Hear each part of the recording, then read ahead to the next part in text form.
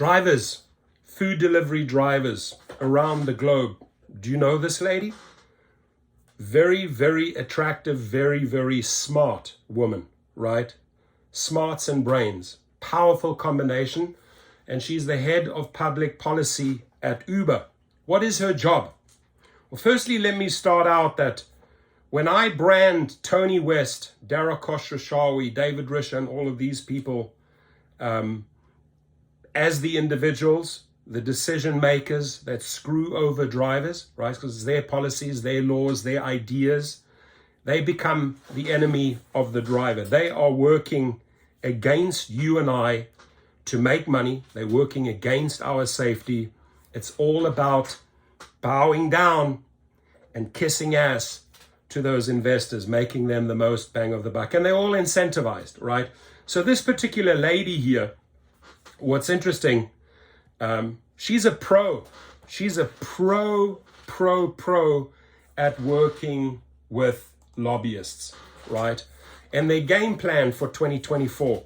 They succeeded in California with $210 million combined, DoorDash, Lyft, and Uber, to literally buy themselves California. But we chipped away, right? We had access to attorneys, city by city, state by state, and we chipped away and we racked in a lot of victories. And they do not like the direction. They don't like the intelligence or the street smarts or the playbook, as Sergio Avedian talks about, that we are adopting to counter their bullshit plans, right? So Uber's game plan, together with Ramona, you just saw her there. Let me just refresh in your memory.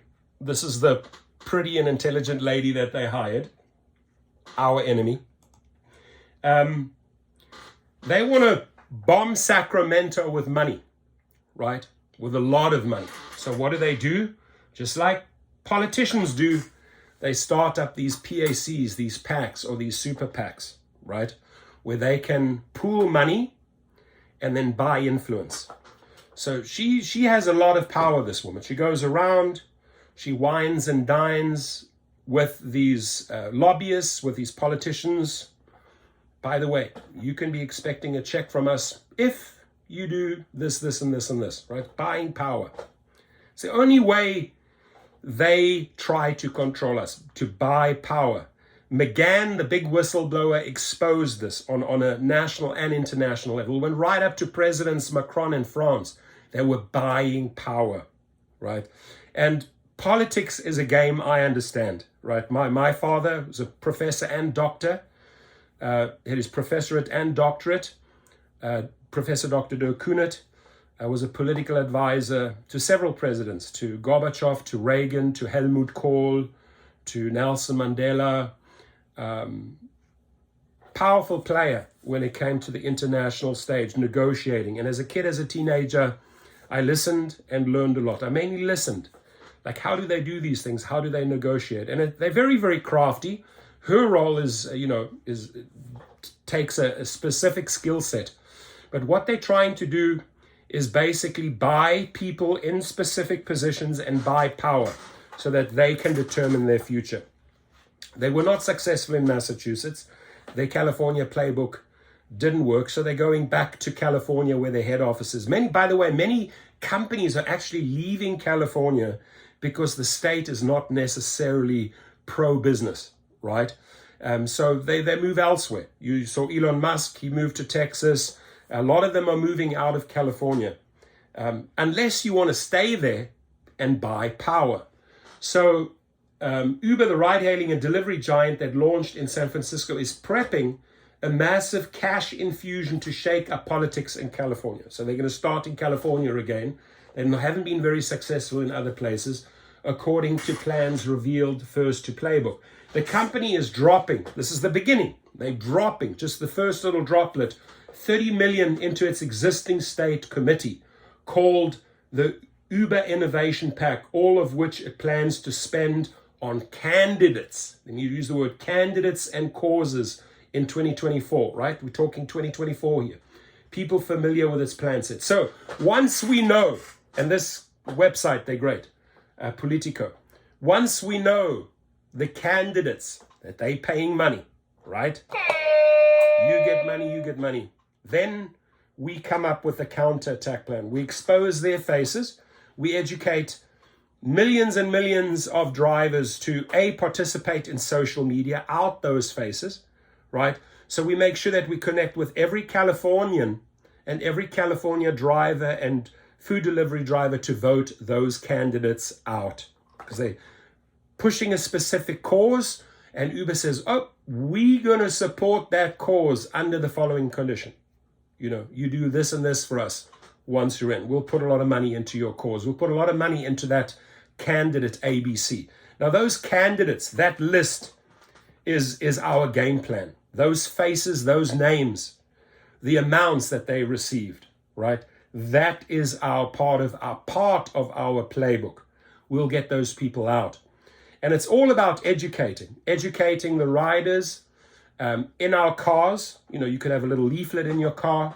This and this and this candidate is up for election. Uber is paying them. You could print something out. We can get that to you. You can educate them in your car. You can maybe have the conversation carefully in the car, right? But the main thing is we are millions strong, a lot of drivers in California, and millions of others that can support. You know, we all support each other. We're all a family. We can turn to social media, right? Expose those faces. Expose what Mrs. Pretty Face, and I'm not just saying pretty face, because I don't mean that in a derogatory way, right? This is a very pretty, smart woman, right? And believe me, the way she's packaged, with the way she dresses, the way she styles her hair, she knows the game inside out. She knows how to massage those lobbyists. She knows how to massage those politicians. This is why they hired her. She's the best of the best, right? So I'm not trying to bring her down as far as her capabilities and who she is. She's brilliant at what she does. But at the same time, Ramon, understand this. You're working against us. You're working for an evil corporation that is fucking over drivers and delivery drivers, destroying their health, destroying their homes, paying them sub minimum wages. That is what you have bought into, right? And that's where we will hold you responsible. That is where we unfortunately will have to shred your name, right?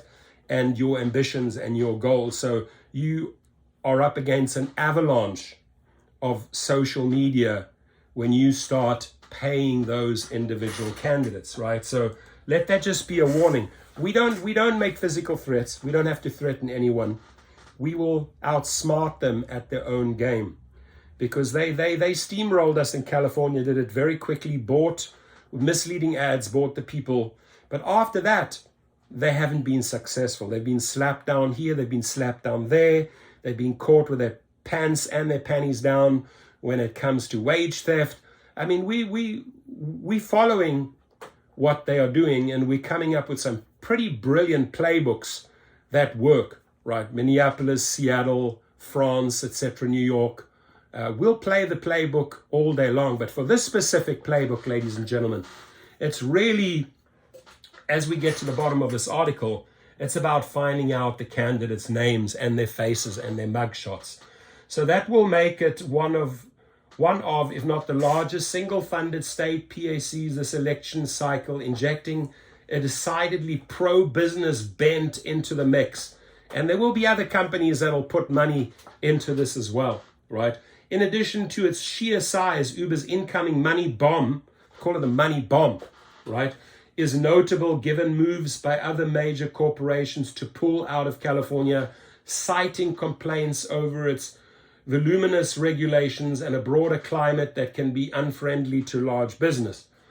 Uber's rollout includes a $250,000 check to support Proposition 1 on the March ballot Governor Gavin Newsom effort to revamp and fund the state's mental health system. Now, there they gave him a $250 check. I am for, I'll tell you straight up, if you can show me how the mental health system is going to be, bettered or made improved, any state, I'm for that, right? Because there's too many wackos out there doing crazy things, too many homeless things. I mean, I've knocked out a couple of guys that walked into Starbucks and Target that try to steal. I got into full-on brawls with these people, right? So these are whack jobs. They're on some drugs. They'll just walk in and they'll just raid cash boxes. I've seen it with my own eyes.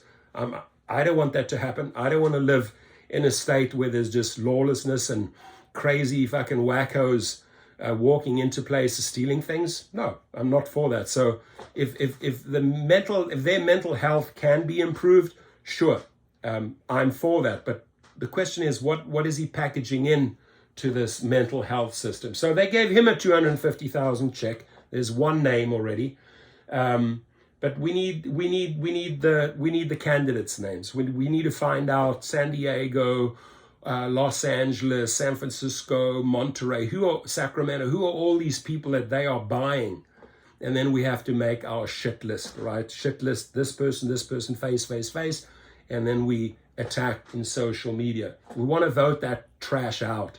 The people that are working against us, Ramona, we're going to vote that trash out. Whoever you're paying and funding and giving monies and buying influence and whining and dining and lobbyists, we want that trash out. Let me make it very clear, right? So Uber's rollout includes a 250 check, as I said, to Gavin Newsom. The PAC's or the PAC's new money is the latest sign that booming tech companies with ties to Silicon Valley are growing significantly. So you can bet that Google's in there paying for Waymo. There's all of these people with their hidden agendas, right? They're basically influencing political clout and sophistication following years of being naive and even adverse to the ways of Sacramento. That dynamic is expected to increase. Lobbyists and industry representatives tell Politico, with the rise of artificial intelligence and lawmakers' plans to introduce bills to regulate AI and other fledgling industries. The PAC's money also comes as the company works to flex its muscle in state houses across the United States, plunging millions into gig economy ballot measures to reshape the ride-sharing industry by enshrining drivers as independent contractors. Look, I am not against the status of independent contractor, but the problem is they get the brand secured. Okay, yeah, we call them independent contractors, but they do not treat us as independent contractors. We should never ever fear all these crazy repercussions and do the things that they demand we do for them as independent contractors. We as independent contractors make the ultimate and final decision. We should not be penalized for that. And part of the playbook is to educate these candidates and these politicians, right, that are on these ballots in these state houses. We need to show them that, okay, we will wear that badge of independent contractorship with honor, but the companies have to treat us as independent contractors. They put that label on us, but they're not treating us as independent, as ICs. So there's a lot at stake for the company in California beyond its battles with unions over employee classifications. Uber has a growing share of electric vehicles and has set aggressive zero-emission targets in the United States, Canada, and European cities that Dara Khosrowshahi already says we can't meet, right? These are lofty goals that they will unfortunately not meet. And it's coping with spiraling insurance industry woes. Uber itself started lobbying in California's capital about a decade ago and has a record of donating to candidates and campaigns. Right, so we're going to find out the candidates and campaigns. We're already sending you a little warning here, dear candidate.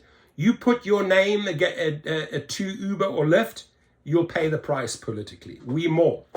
And once we start educating drivers how to use social media, my friends, it's game over. They will not be able to keep up with us. So Uber's PAC, for example, supported Newsom as he beat back a recall attempt in 2021. The Prop 2022 fight grew out of the company's unsuccessful battle against Assembly Bill 5, carried by Lorena Gonzalez, a former state lawmaker now leading the Labor Federation and signed by Newsom in 2019. that would have upended Uber's business model by compelling the company to reclassify its drivers as employees. I don't think the way to go is to brand a driver as an employee, right? Make them a hybrid, something between an independent contractor and an employee, create a new hybrid category, or treat them as real independent contractors as they should be, right? Uber did not reveal any more early recipients of its new cash. So they haven't revealed them yet because they're afraid we'll be on them, right? Beyond saying it would contribute to California State House campaigns and issues, in a statement from the PAC's organizer, the company said it plans to amplify thoughtful candidates and campaigns that are willing to take on the tough challenges that our state's collective future faces, which is all a bullshit disguise. Oh, we're going to put money in these special causes. No, you are just simply trying to buy influence. Why don't you just say it in real English? Why don't you just say up front what your objective is, right? Don't come out with this glamorous, rosy language. Oh, we amplify thoughtful candidates for great causes. Fuck you, man. We're able to read between the lines. This means who can we bribe to achieve what we want? The effort is being held by Ramona PRIETO. There she is. Mrs. Pretty, Mrs. Brains. Right, Mrs. Pretty, Mrs. Brains. The effort is being led by Ramona PRIETO. Boy, Ramona PRIETO, I can see you and I banging heads. Like literally educating social media. Here you come with your little plan. Here we come with our tsunami. Wait, it's going to get fun. Uber's head of public policy and communications for the Western region.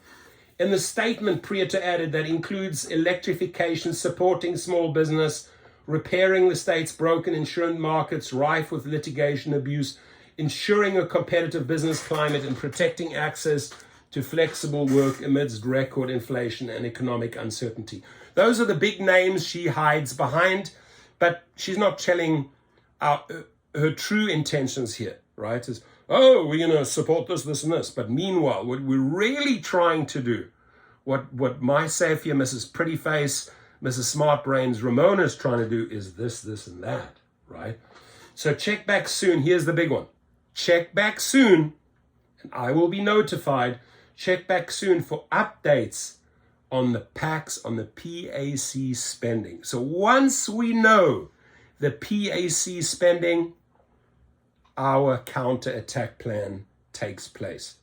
And that is really educating drivers and food delivery drivers how they can counter Ramona's bullshit, how they can counter Ramona's playbook with our playbook.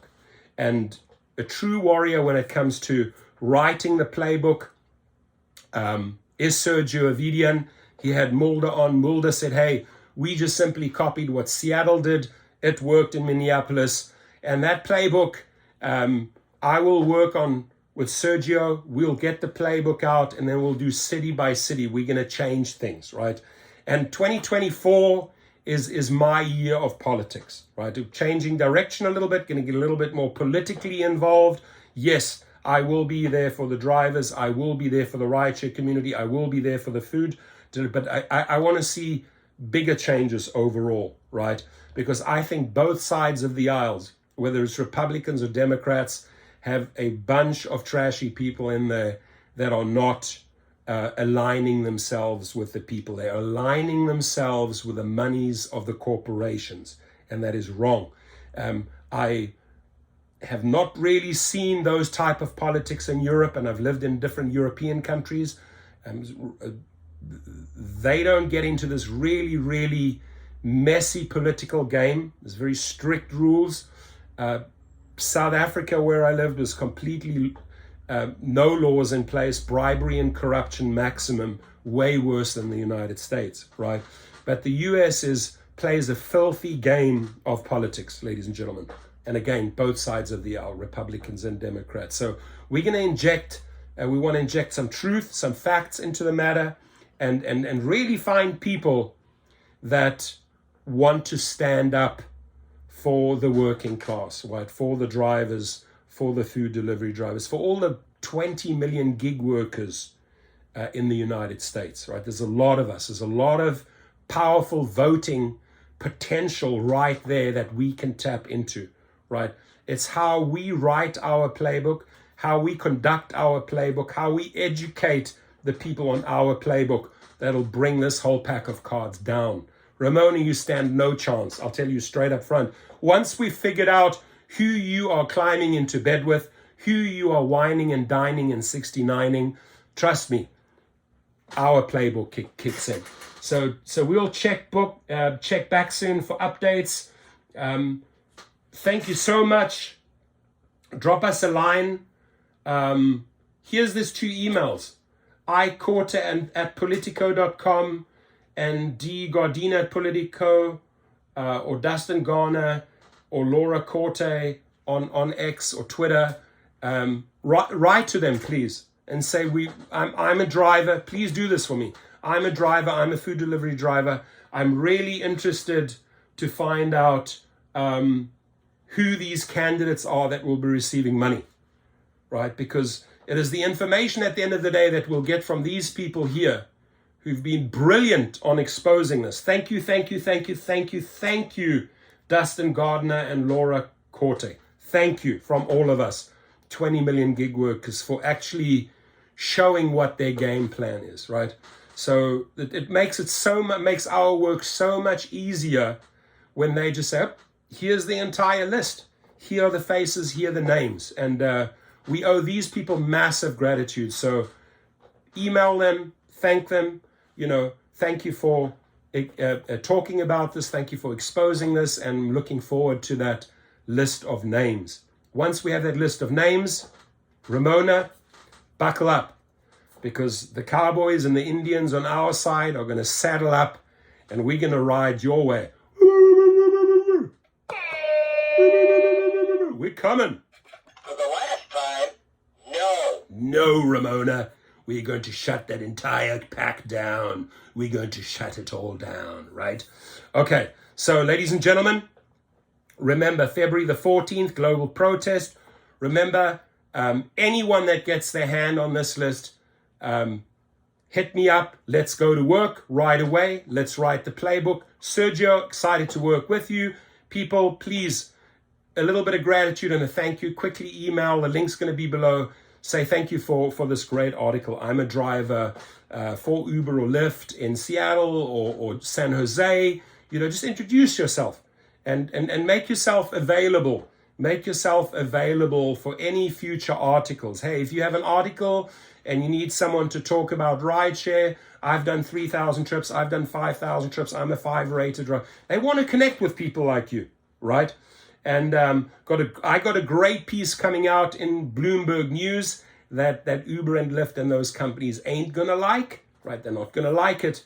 And there I'll just say thank you so much to the writer, Natalie Lang, because she's going to be writing the piece. Uber and Lyft ain't going to like that. Just like they didn't like the Len Sherman Forbes articles, right? Because why don't they like them? Because we are finally not afraid to expose the truth. That's all, brothers. That's all, brothers. This is the restoration team. I'm part of the restoration team. We are going to restore law and order here, my friends. Part of the restoration team, right? Here we come. That's all, brothers. Please be safe out there. And your comments, please. I hope you made it to the 20. If you made it, if you watched the entire video, let me know underneath. I watched the full thing. It should be a good one. It's a great, great topic. I'm excited. I'm excited for the counterattack playbook plan. Plan, not pan. Plan. Plan. Have a good one. Be safe.